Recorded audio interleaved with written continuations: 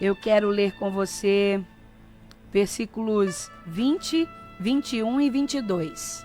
Juízes, capítulo de número 7, versículos 20, 21 e 22, diz assim a palavra de Deus. Vai compartilhando aí, marcando todos os seus amigos para que mais alguém seja abençoado com esta palavra. Os 3 grupos tocaram as cornetas e quebraram os jarros. Eles seguravam a tocha na mão esquerda e a corneta na direita e gritavam: uma espada pelo Senhor e por Gideão. E cada um ficou parado no seu lugar em volta do acampamento. Então todo o exército inimigo fugiu, gritando, enquanto os 300 homens tocavam as cornetas. O Senhor Deus fez com que os homens do acampamento atacassem uns aos outros com as suas espadas. Eles fugiram na direção de Zererá e foram a Bet-sita e até a divisa de Abel-Meolá, perto de Tabate. Glória a Deus. Glória a Deus. Eu vou meditar com você nesta palavra e preciso que você preste bastante atenção, tá bom?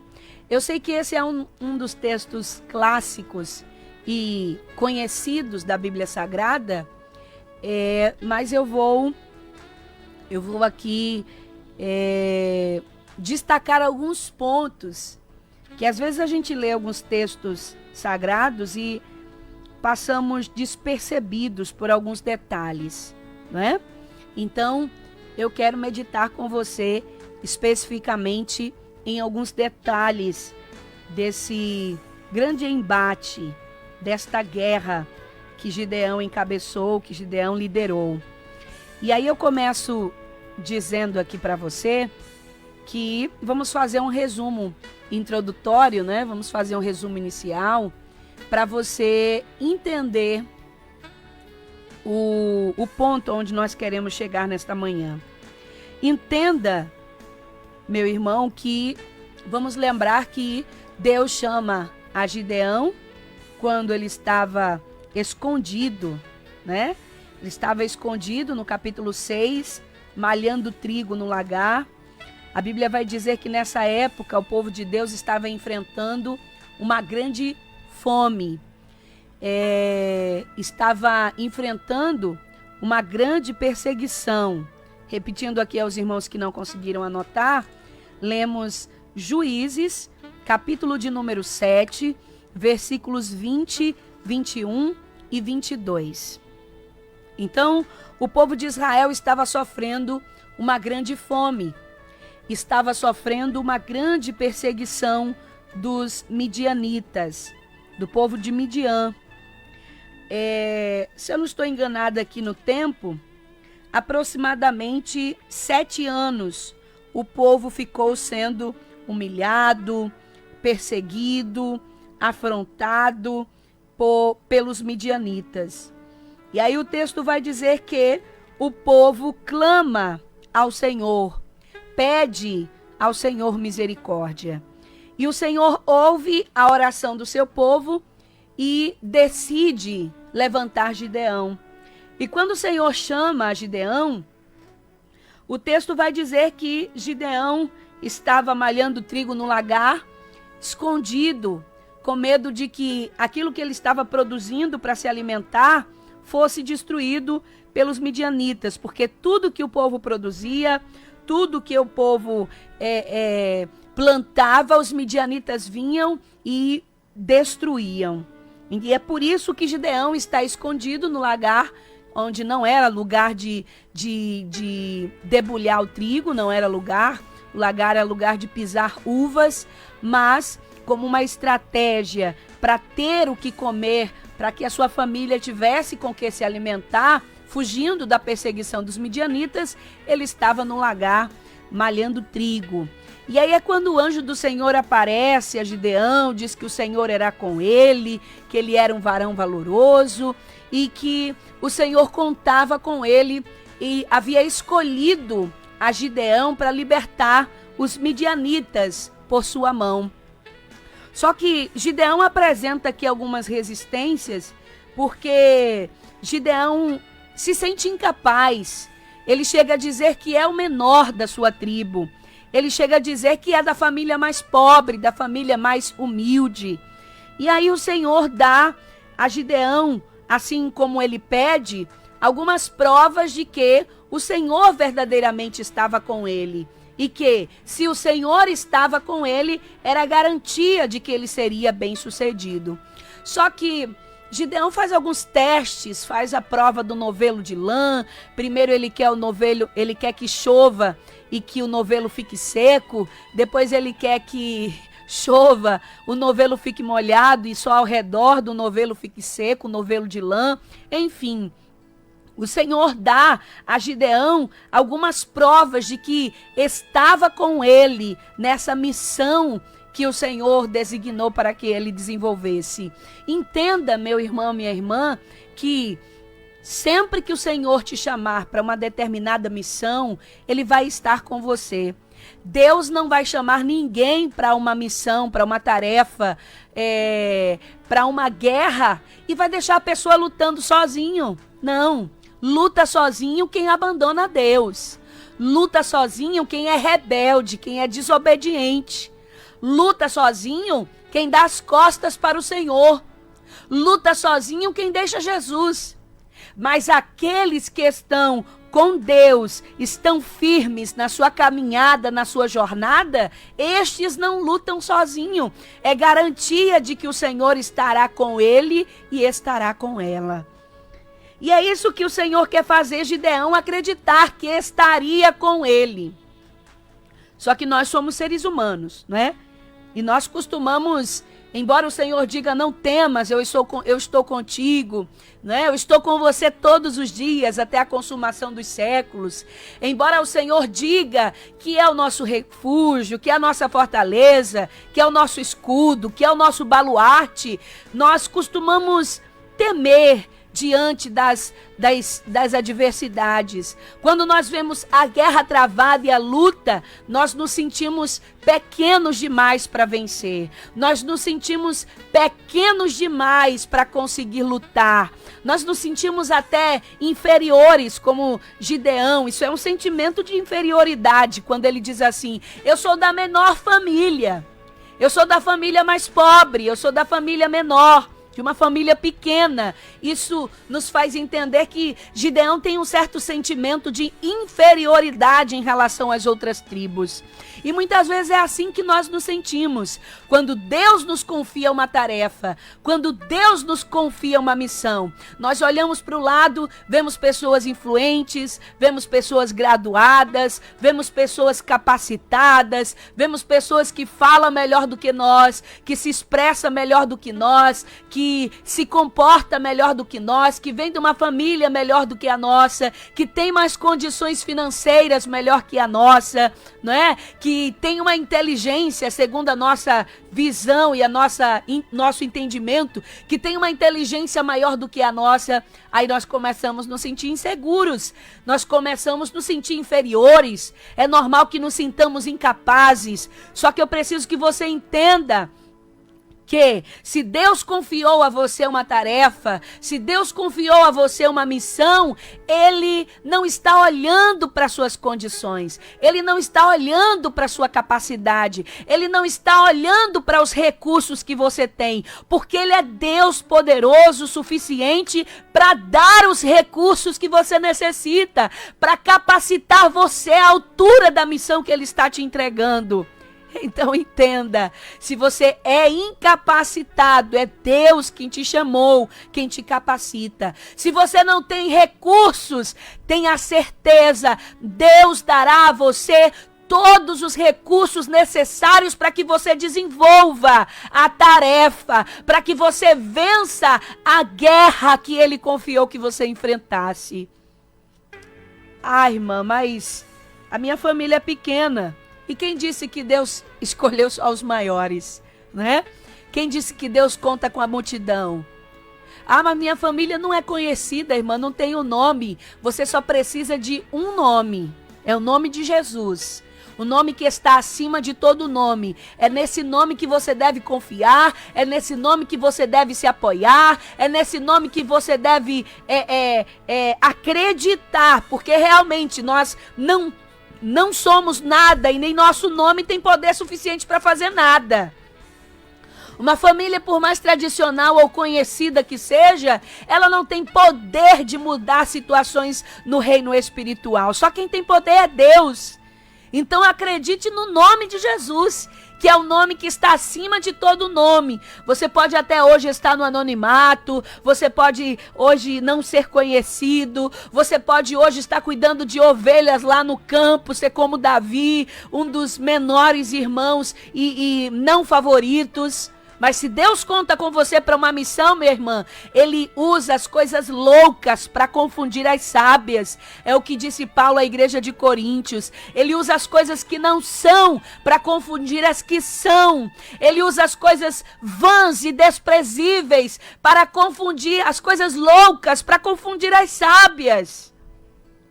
Porque o querer e o efetuar é de Deus. Mesmo com tudo que o anjo fez, com todos os sinais e as provas de que Deus estava com Gideão, ele continuou duvidando. Aí o que o Senhor fez? O Senhor disse assim para Gideão: olha, já que você ainda está duvidando, você pode ler o capítulo 7 inteiro, que você vai entender que Deus faz isso. Né? Primeiro Deus faz aquela separação, manda que Gideão leve aqueles homens para as águas, diz aos covardes que voltem. E resumindo, depois de uma seleção bem criteriosa que Deus orienta Gideão a fazer, ficam apenas 300 homens. Mas, mesmo depois de todas as provas, Gideão continua temendo, continua com medo.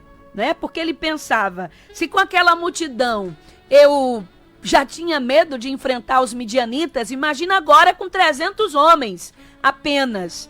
Mais uma vez eu repito que Deus não quer quantidade, Deus procura qualidade. Isso é óbvio, isso não é novidade, você já sabe disso. É uma palavra até corriqueira, mas eu preciso lembrar você, Deus não procura quantidade, Deus quer qualidade.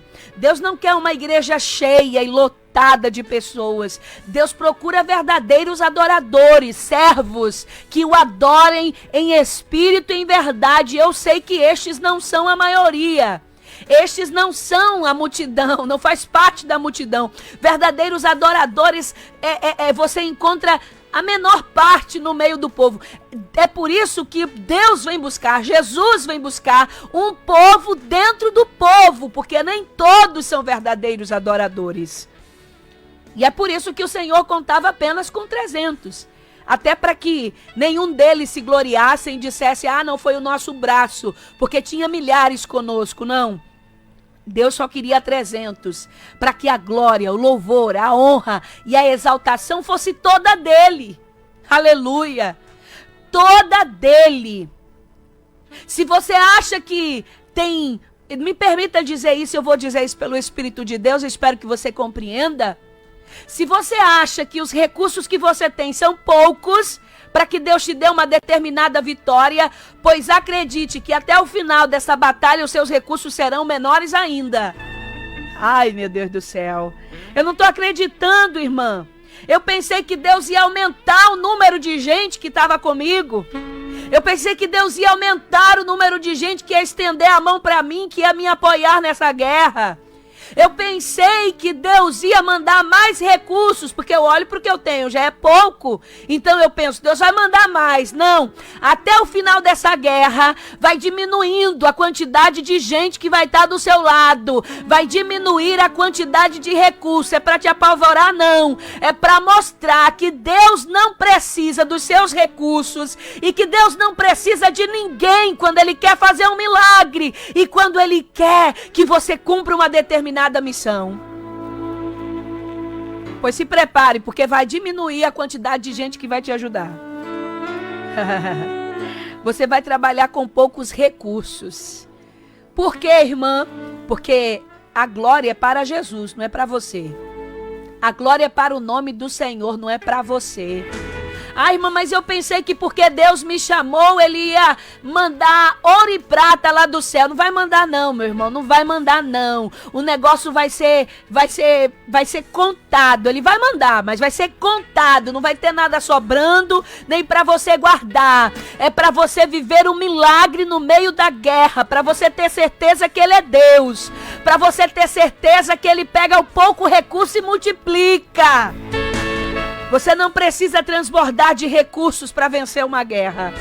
Você não precisa transbordar de recursos para alcançar uma vitória.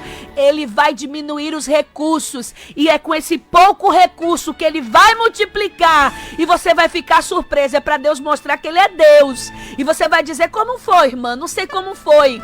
Eu não sei como foi que eu paguei. Eu não sei como foi que eu construí. Eu não sei como foi que eu fiz. Mas no dia você vai dizer, Deus fez. Eu não sei como. Eu só sei que Ele fez. Você acha que Gideão conseguia explicar como é que 300 homens vence mais de 100 mil homens que estavam no exército dos midianitas? É claro que não se explica. Milagre ninguém explica. Oh, glória a Deus. E aí o Senhor disse, olha, já que você está com medo, eu vou te dar mais um sinal, Gideão. Pega um companheiro seu, presta atenção nisso. Pega um companheiro seu e desce lá no acampamento dos midianitas, de madrugada. Aí a Bíblia vai dizer que Gideão levanta bem cedo, pega um dos 300 e vai lá, desce no acampamento dos midianitas e fica a uma certa distância observando. O texto vai dizer que quando ele chega, um companheiro contava um sonho para o outro. Presta atenção. Um companheiro contava o sonho que teve para o outro. E ele disse, olha amigo, eu tive um sonho. Veja aqui no versículo 13 do capítulo 7. Quando Gideão chegou, ouviu um homem contando o seu sonho a um amigo. E ele dizia, eu sonhei que um pão de cevada rolou para dentro do nosso acampamento. Veio e bateu numa barraca. Ela caiu e virou do avesso e ficou estendida no chão. O amigo respondeu, é a espada de Gideão, israelita, o filho de Joás. Isso quer dizer que Deus entregou ele no nosso povo. Entregou a ele o nosso povo e todo o nosso exército. Presta atenção nisso aqui, que isso é muito profundo, é muito forte.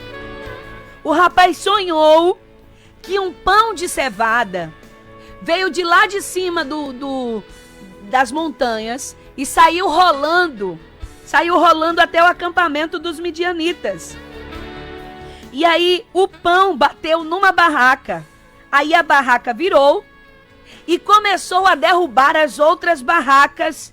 E as barracas ficaram estendidas no chão. Caíram. As tendas do acampamento dos midianitas caíram por causa desse pão que rolou e bateu numa das tendas. Sabe o que foi que o outro amigo concluiu? Isso quer dizer que o Senhor entregou os midianitas na mão de Gideão e do seu povo. Ah, minha irmã, eu sei que você não está entendendo. Sabe que tem horas que a gente não consegue ver que Deus está conosco. Tem horas que a gente não consegue entender. Tem hora que a gente não consegue ter confiança, nem convicção. Mas aí Deus mostra quem está de fora para aumentar a nossa certeza. Gideão ouviu esse sonho para fortalecer a fé dele, para fortalecer a confiança dele. Escuta o que eu vou te dizer agora. E se eu te disser que tem vezes que você não vê Deus na sua vida, mas tem gente que está de fora, que vê mais Deus na sua vida do que você mesmo. Tem gente que está de fora, que vê que Deus está na sua vida mais do que você mesmo. Ah, Jesus. E se eu te disser que Deus vai mostrar para aquele seu perseguidor, para aquele seu inimigo, para aquele seu opositor que ele é na sua vida. Deus mostra para os midianitas que o Senhor já havia entregue aquela guerra na mão de Gideão e dos seus. Escute, porque Deus está falando com você nesta manhã. e está dizendo: vou colocar um sonho na mente de alguém. Vou tirar o sonho de alguém e vou mostrar para alguém que eu sou na sua vida. Vou mostrar para os seus perseguidores que eu sou com você. Vou mostrar para quem te ofende, para quem te humilha, para quem te envergonha, para quem te persegue. Vou mostrar que eu sou na sua vida, que fui eu que te chamei, que fui eu que te levantei, que fui eu que te lavei, que fui eu que te remi. Você pode não acreditar que eu estou com você, mas quem te persegue vai saber que eu sou na sua vida. Eita glória!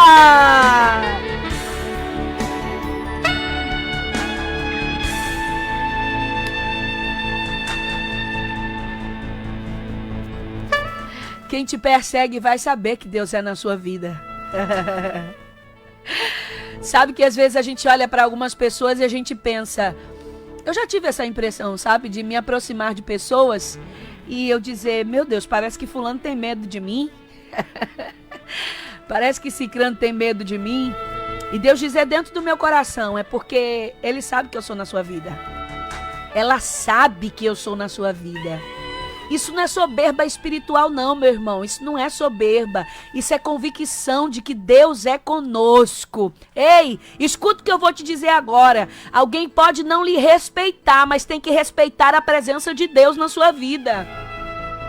Alguém pode não respeitar o seu nome, não respeitar a sua história, não respeitar de onde você saiu, a que família você pertence, mas tem que respeitar o Deus que está na tua vida, tem que respeitar o Deus que te chamou, tem que respeitar o Deus que te comissionou, tem que respeitar a unção que está em você, tem que respeitar a autoridade que está em você, tem que respeitar a presença de Deus na sua vida.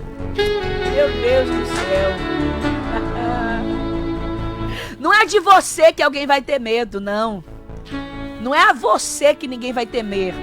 Vai ter medo do Deus que está na tua vida. Vai temer a presença de Deus que está na sua vida. Vai temer, aleluia, aleluia, o Espírito de Deus que está em você. Ah, se você ler a história de Estevão, o texto diz que eles não resistiam à forma com que Estevão falava, a forma, a autoridade com que Estevão falava, porque não era Estevão, era o Espírito de Deus, era a unção de Deus na vida de Estevão. Aleluia, aleluia. E naquele momento, quando ele ouviu esse sonho, Gideão teve a convicção de que Deus era com ele, porque Deus já havia mostrado aos seus inimigos que tinha entregue a guerra para ele, a vitória para ele. Isso é muito forte. Glória a Deus, glória a Deus, glória a Deus, glória a Deus. Eu já falei aqui para os irmãos que, eu acho que falei de madrugada, né? Que uma vez eu fui ameaçada de morte. Uma vez alguém fez um furto e esse furto foi feito a uma pessoa da minha família e a pessoa teve a má sorte de que eu estava na esquina da rua da casa da minha tia, justamente no momento em que ela furtava um pertence que era da casa da minha tia. Só que na hora eu identifiquei o lençol que a pessoa estava enrolando o objeto, mas não atentei. E aí no outro dia, foram procurar o meu pai, não é? A minha prima foi procurar meu pai e dizer: mas rapaz, ontem à noite entraram lá em casa, levaram um objeto e ela não tinha pago nem a primeira prestação desse objeto que furtaram. E aí eu escutei a conversa, eu estava em casa e eu disse: eu acho que eu sei quem pegou. E meu pai disse: tem certeza? Eu disse: eu tenho, foi fulano de tal. Ontem à noite eu estava sentada na entrada da rua de casa, estava conversando com alguém, tinha acabado de voltar da igreja e a pessoa passou com um lençol. Eu identifiquei o lençol, que era da minha tia, que eu já havia estendido para secar, mas não tinha percebido o que é que estava enrolado. E aí meu pai disse, você tem certeza, Jaqueline? Disse, eu tenho certeza absoluta. Então, minha tia foi lá falar com a pessoa, né? Disse, olha, viram você passando ontem e tal, só que quem pegou o item, quem pegou o objeto, sabia que tinha sido eu que estava na esquina da rua e eu tinha visto ele passar. E aí ele começou, e eu estava na hora quando ele começou assim, começou a gritar e falar, quem é que tá doido de me acusar? Né? Porque ele é metido a matador. Quem é que tá doido de me acusar? Quem é que tá doido de dizer que fui eu que peguei algum negócio, alguma coisa? Eu quero saber quem é que foi o ousado, a ousada, corajosa a dizer que fui eu que peguei alguma coisa. Ah, meu Deus do céu, na mesma hora veio uma ousadia tão grande na minha vida, uma autoridade tão grande. E eu disse assim pra ele, eu disse, por quê? Porque se você souber quem foi que disse, você vai fazer o quê? E na hora ele respondeu, ele disse assim, a pessoa só pode não estar com medo de perder a vida. Quem disse que foi eu não tem medo de perder a vida. Meu irmão, na hora Deus me deu uma autoridade tão grande que eu disse assim, pois quem tentar tocar na minha vida é que não tem medo de perder a sua própria vida. Porque tá pensando que eu sou cão sem dono? Que eu não tenho dono? Toca na minha vida que você morre. Eu disse na hora, toca na minha vida que você morre.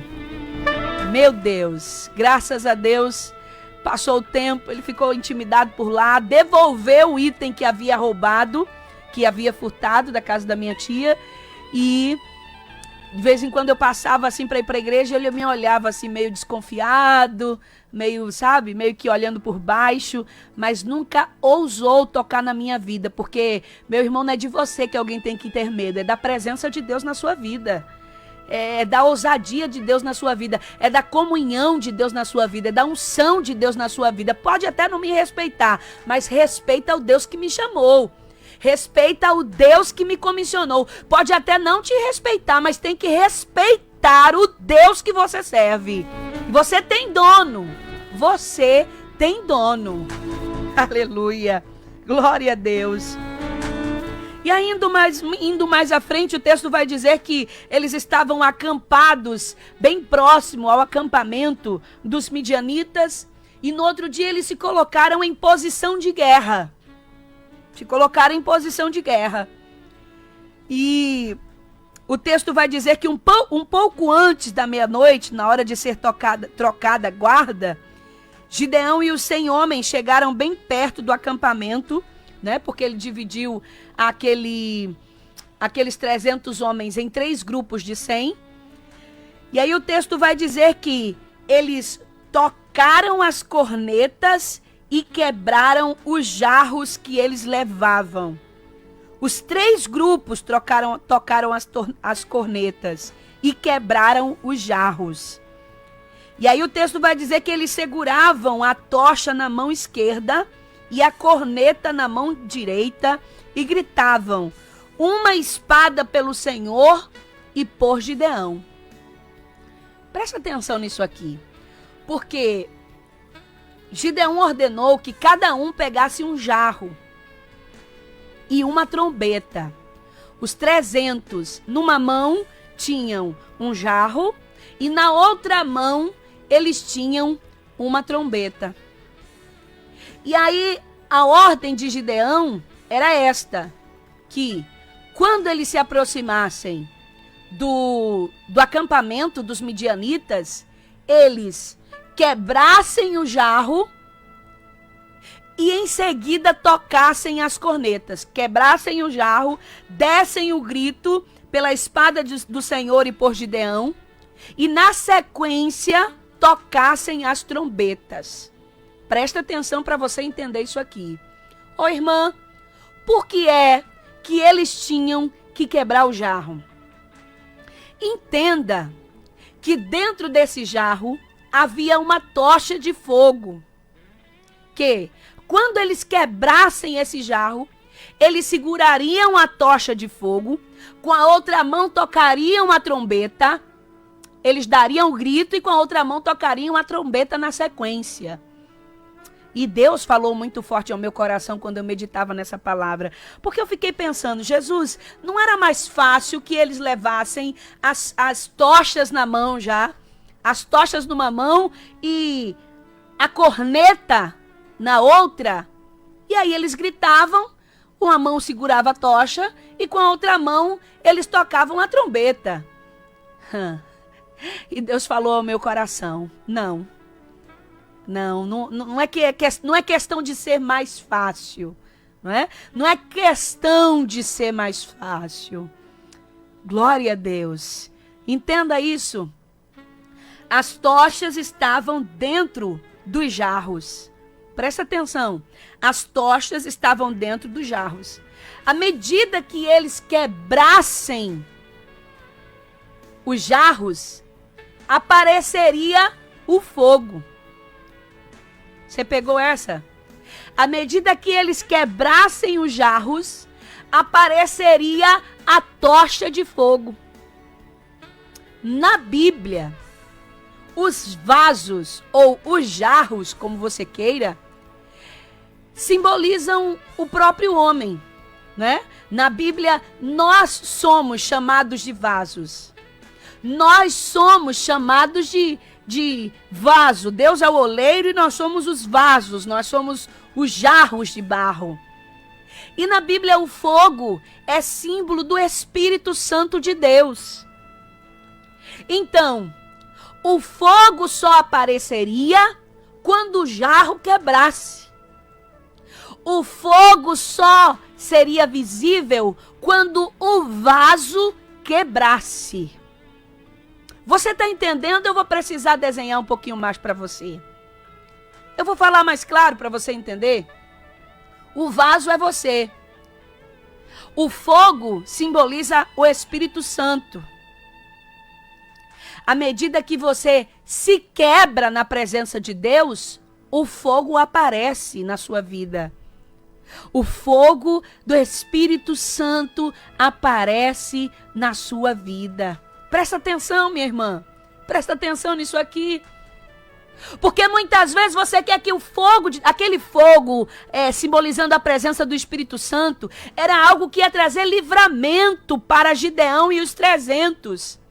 Porque quando os midianitas viram de madrugada aquele barulho de jarro quebrando, o fogo aparecendo e eles gritando e tocando trombeta, eles teriam um grande susto. E é o que aconteceu de fato. Eles se assustaram ao ver tanto fogo, ao ouvir o barulho enorme do jarro se quebrando.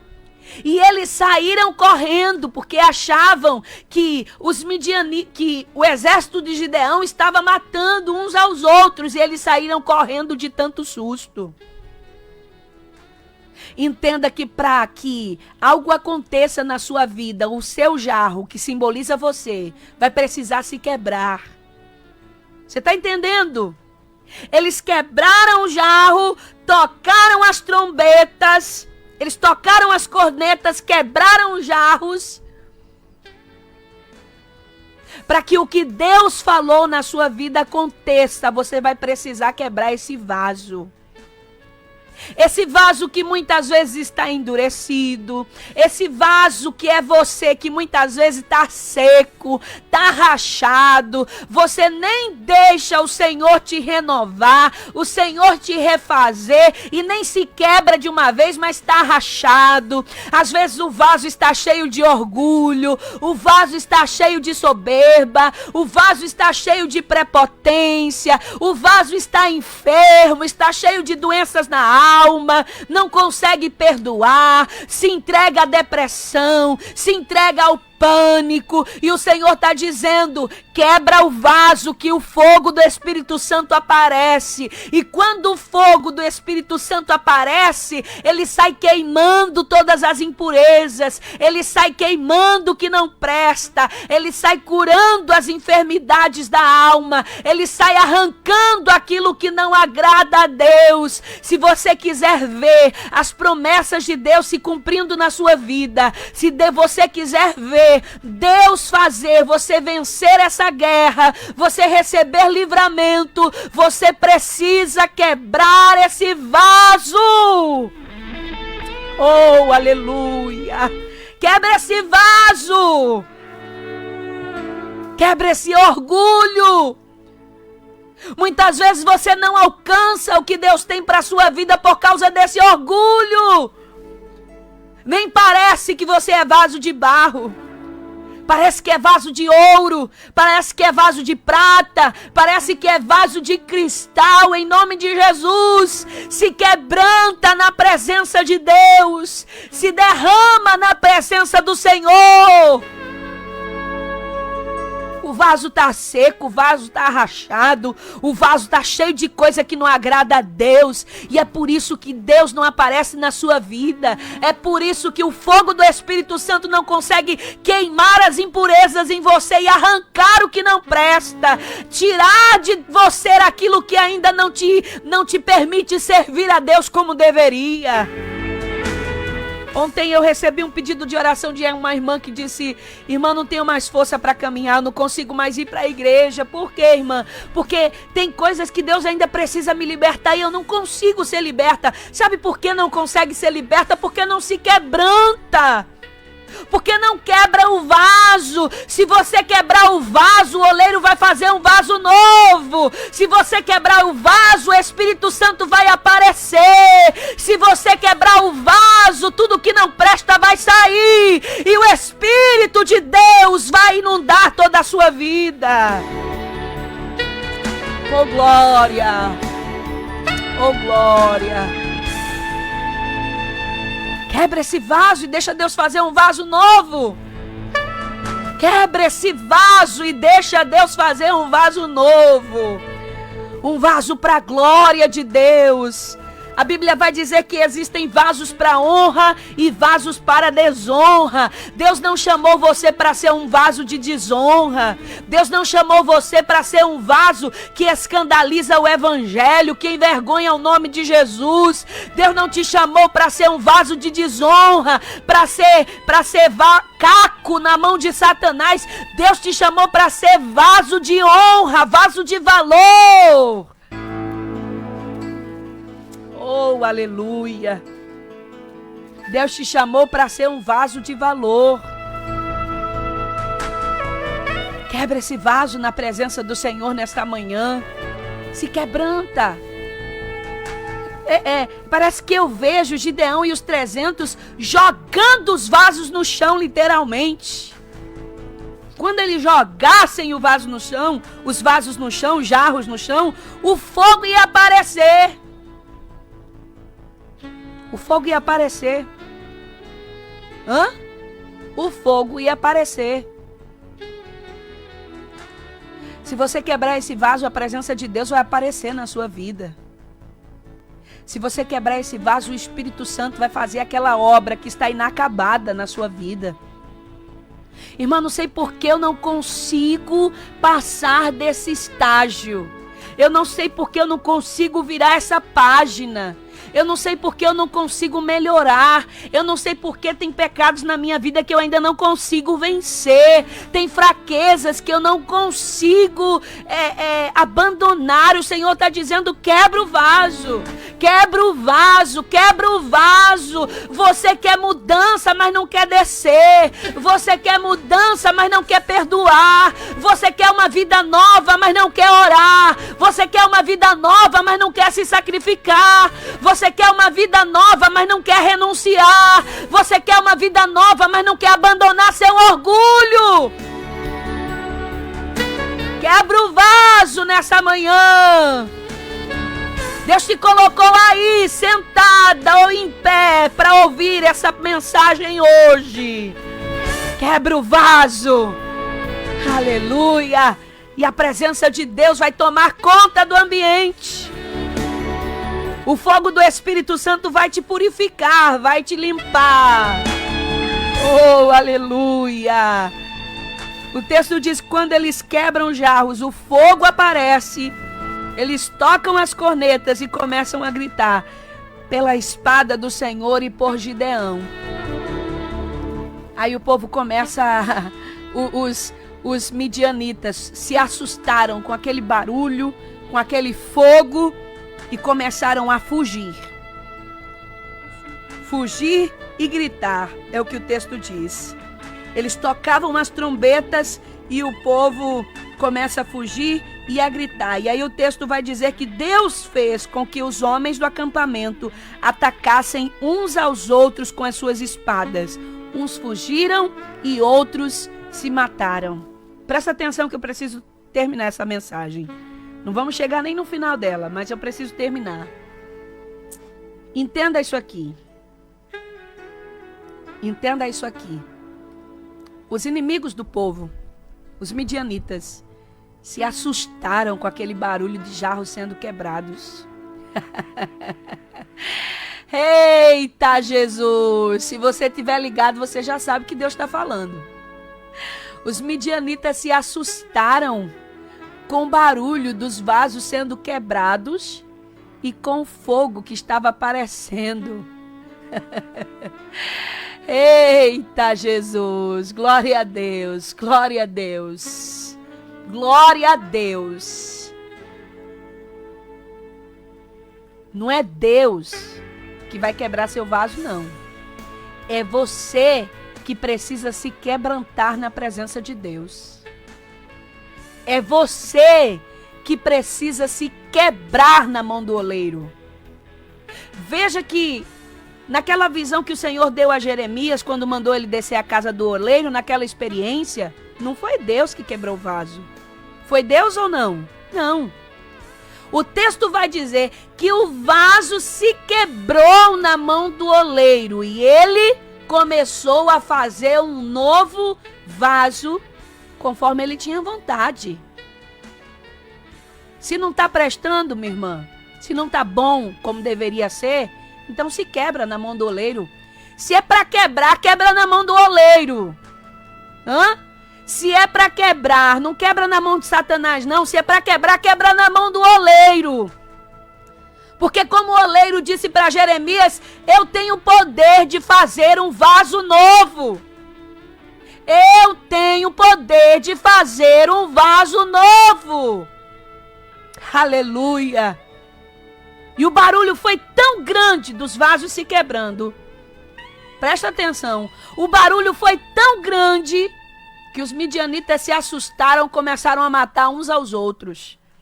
Ei, se você se quebrantar na presença de Deus, se você quebrar esse vaso cheio de orgulho, cheio de coisas que não agradam ao Senhor, se você quebrar esse vaso, muita gente vai ficar surpreendido, até espantado com o que Deus vai fazer na sua vida. Vai olhar para você e vai dizer assim, mas não era essa, não era aquele, não era aquela.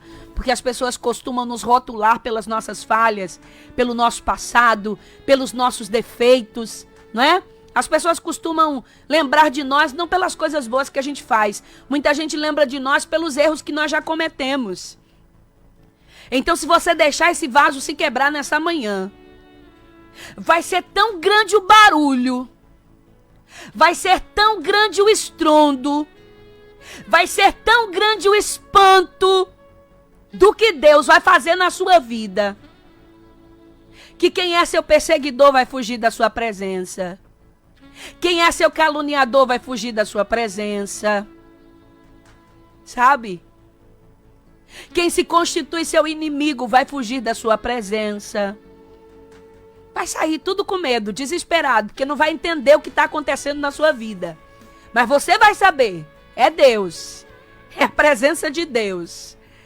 Vai ser um reboliço tão grande no meio dos seus, no meio da sua família, no meio dos seus amigos, dos seus colegas de trabalho, da sua vizinhança, daqueles que te conhecem. Vai ser um barulho tão grande, vai ser um espanto tão grande, vai ser uma surpresa tão grande. Oh, Jesus, ninguém vai entender, porque os midianitas não entendiam o que estava acontecendo, mas você vai saber, é porque eu me quebrei na presença de Deus e Deus apareceu na minha vida. A presença de Deus causa espanto para alguns, mas causa livramento, traz livramento e vitória para outros. Quando o fogo apareceu e aquele barulho trouxe livramento para Gideão e para os 300. Se você crer, se você permitir, se você se quebrar nessa manhã, se você se jogar nas mãos do oleiro, o que Deus vai fazer na sua vida vai ser algo tão espantoso, vai ser algo tão estrondoso, vai ser algo tão surpreendente, que vai trazer livramento para você e todos aqueles que te perseguiam, todos aqueles que te afrontavam, todos aqueles que te causam sofrimento, humilhação, constrangimento, vão fugir da tua presença. Vão fugir da tua presença, porque a presença de Deus faz isso, causa surpresa, causa desconforto em alguns. É a presença de Deus. E já tem vaso sendo quebrado que está escutando essa mensagem. Já tem vaso se quebrando nessa manhã, já tem gente chorando, já tem gente testificando que está quebrando vaso agora, que a presença de Deus está aparecendo, que Deus está manifestando a sua glória, o Espírito Santo está sendo derramado, tem gente sendo liberto nesta manhã, tem gente sendo liberto, tem cadeia sendo quebrada, tem gente sendo curada, é o fogo do Espírito Santo aparecendo. Quando a gente se quebra, a glória de Deus aparece. Quando a gente se entrega, o Espírito Santo entra em ação. Quando a gente quebranta o nosso coração na presença dEle, coisas extraordinárias acontecem. E já tem gente sendo renovado, já tem gente sendo curado, já tem depressão saindo, já tem desânimo indo embora, já tem gente em casa dando glória.